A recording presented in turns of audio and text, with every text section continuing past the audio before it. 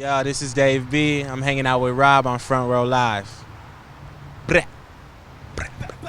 Let's jump in and talk about that debut album, Punch Drunk, that just dropped October of 2015, and you know, I know the whole world hasn't heard it yet, but I know once they do, it's gonna be addicting, just like it happened with me. So tell me about the process of creating this masterpiece that you made. I do like a lot of recording in my house, so like a lot of those songs, there was probably like over like 50 songs that because I'm just constantly recording, and I got a chance to like work with Jake One and Stuart Villain, this dude from Portland, but we just pretty much like condensed it down to 9 songs and made this project. It was you touch a lot of different genres, a lot of different styles of music in this entire album.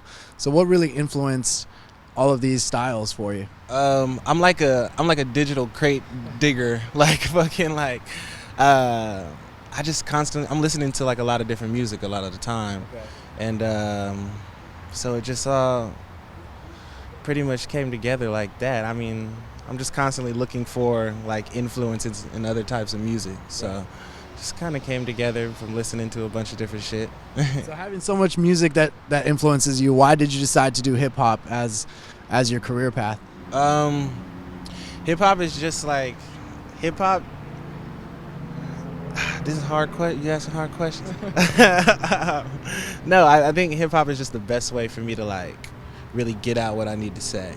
It's like I don't really consider myself a singer. I don't really consider myself a rapper, but there's a lot of like hybrids of shit happening right now, and I'm like, I fit perfectly into that lane, I feel like, and it's just like the best way I can express myself, really. Yeah. Working on this record, or at least for me, listening to this record, and I was talking to your publicist earlier, is as soon as I played that record, like it made me seriously like want to go out and go skate again, because that's like the music that I used to listen to back when I would skate, like original hip hop music, like, and that's the feel that I got. So did any original, hip hop artists really inspire you, or, how did this really come about? I'm like a big fan of Q-Tip. Right. Like, yeah, I like a bunch of old like actual Tribe records. Nice. I used to just I can see Tribe there. Yeah, I used to just collect Tribe records for the covers because they have fly ass covers.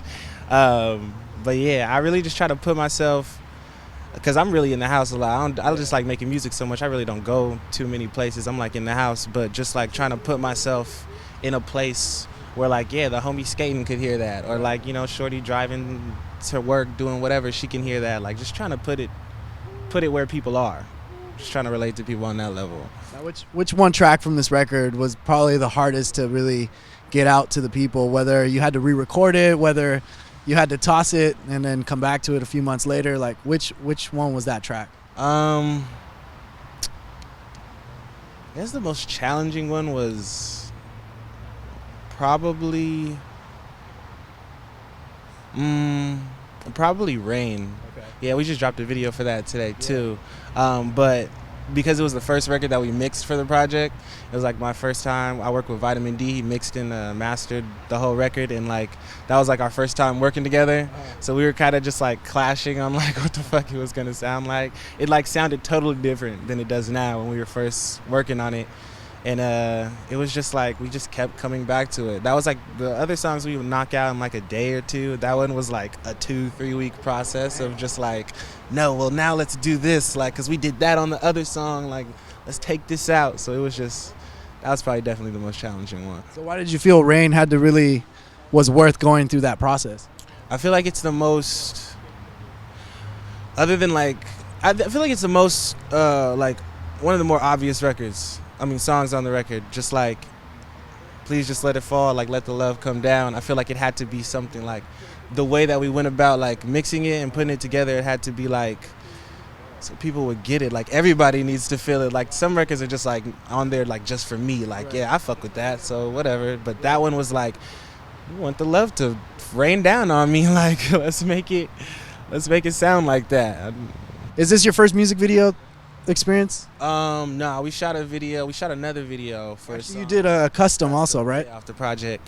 And I've like just shot, little random ass videos, but like as far as like the production goes, these were like definitely like the most like into it that we got. Right. Yeah, like whole crews of people out there just like making a fucking video for your song. It's kind of crazy. It's like surreal, but it's a dope experience. Now you get shy doing photo shoots. I get shy doing everything. But did you feel that during the video too? Not really, cause I'm not doing anything like out of my comfort zone. Right. Like Rain, we're just chilling in the bedroom. I do that all the time. Right. Like Custom, we're riding a bike. I do that all the time. You know, I'm not always doing photo shoots or whatever. So Right. it just so happened to be a camera there when we were shooting the video, and it kind of just it was weird, but I could still make it natural. Yeah. Now I got to listen to a couple new tracks from, I don't know if it's going to be an upcoming project or not, but I kind of want to dive into a track that's on there that really, like, I really love the production of. It's called Nothing. Can you tell me a little bit about Nothing? That's a Sango, the record I did with Sango. He like moved back to Seattle not too long ago. Okay. And so we just like connected. We've just been making a bunch of songs. I don't know if it's like what it's gonna be, because I just record a lot of music. I just like making music, so I don't know if it'll turn into a project. But that was like the first record that I did with him. It's like one of my favorites too out of that bunch. Yeah, it stuck out as soon as it started playing. Like, I don't know, everything about it was just like perfect. Obviously you're gonna drop new music, but do you see new music coming out soon, or are you gonna push the album as much as you can so far? I don't want to force it down people's throats, so I want to throw in like Get it now. get all this shit. But I mean, I definitely have like records in mind. Like I have like 2 or 3 records that I know that I want to like kind of put out, but it's all like at the right time, like doing shit like when it makes sense. But I definitely want to like push the Punch Drunk line as far as it can go. But I'm gonna like sprinkle in some new shit to get people excited, you know. Right. So one thing I have to complain about you is I had to go there. Where the hell is your Facebook page? I don't have one. I was never the Facebook dude. Where's the Instagram? I don't see that either. I got Instagram. I do have Instagram. Is it private? No, You're one of those artists, like it's private. You can't. No. I mean, my Instagram, I have like 20 pictures. I'm just like, I just like real life interactions. I don't know. Like I jumped straight from MySpace to Twitter, kind of dabbled in Instagram, but I'm like, I'll SoundCloud the fuck out of myself, like, you know, but like I just not really into. Yeah. And like they gonna be mad at me because they're like, you need to be on that shit. And I'm trying to do better at it, but I just don't. You're still on that phone that's on Rain. Like you got that big ass phone. Like hasn't come into the new digital era yet. It's like a pre FaceTime, pre fucking iPhone era that I'm living in. Now I found it kind of interesting going back to Rain, was that it's an actual phone call, something that you don't really look at or think about these days. Now it's like, oh, we're gonna FaceTime or we're gonna Skype. So what was the purpose of like making it an actual phone call? Was there any like thought behind that? Not really. I just like I actually prefer to FaceTime, especially ladies. But like I don't know. I think there's just like we're losing that.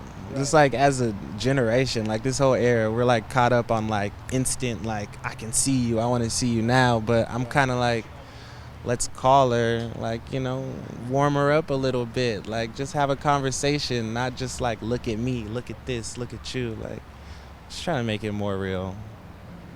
Makes sense. Now, how soon can we expect maybe some live shows from you? Like, I know there's some stuff online that you performed, but anything out in LA, maybe out in the States, maybe a tour for the album?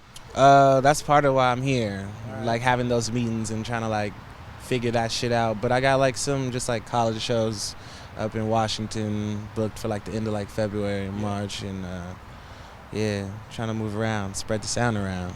And being the kid that, you know, stays home all the time, how do you feel being on stage? I love being on stage. I am like a really shy person, but then like on stage, it's like a whole different thing. You just break out. It's like, fuck it, all you guys are here to see me, so I'm just do what I gotta do. Like that's like the ultimate high. Nice. Well, dude, I'm glad we finally got to catch up. Hopefully we'll catch up with you on another, like, hopefully a performance. I want to see you live out here. I can't go out to Washington yet, but you know, hopefully we'll catch you. But you guys be sure to check out Dave B. I guess I can't say on Facebook, but check him out online, SoundCloud. Check him out and get the new album, which is out now, and it's called Punch Drunk. And you should get it because it's the hottest shit you'll hear this year. That was a rhyme too. And He's gonna freestyle. I was. I was gonna do it until you put me on the spot.